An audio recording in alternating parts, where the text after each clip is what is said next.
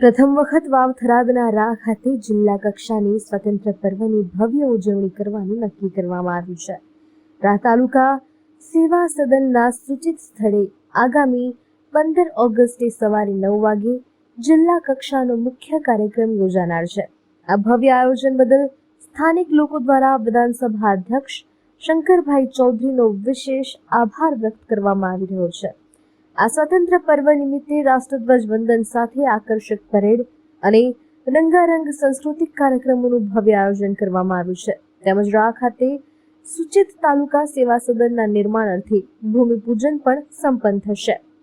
આ ઉપરાંત 13 ઓગસ્ટે થરાદમાં ભવ્ય તિરંગા યાત્રા નીકળશે અને 14 ઓગસ્ટે એપીએમસી હોલ ખાતે વિભાજન વિભીષિકા સ્મૃતિ દિનની ઉજવણી કરાશે.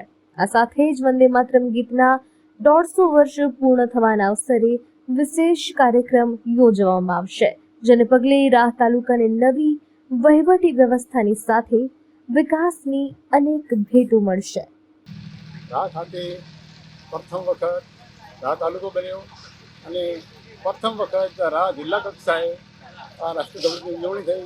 એ ખૂબ ખુશીનો માહોલ છે અને શંકરભાઈનો ખૂબ ખૂબ આભાર કે અમારે પ્રથમ વખત રા ગામમાં ધ્વજવંદનનો આ કાર્યક્રમ રાખ્યો એ બદલ ખૂબ ખૂબ આભાર.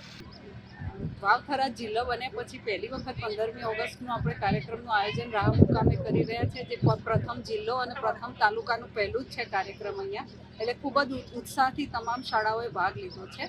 અહીંયા આપણે રાહ મુકામમાં 4 શાળાઓ થઈ અને 400 બાળકોએ અંદાજિત ભાગ લીધો છે કાર્યક્રમમાં.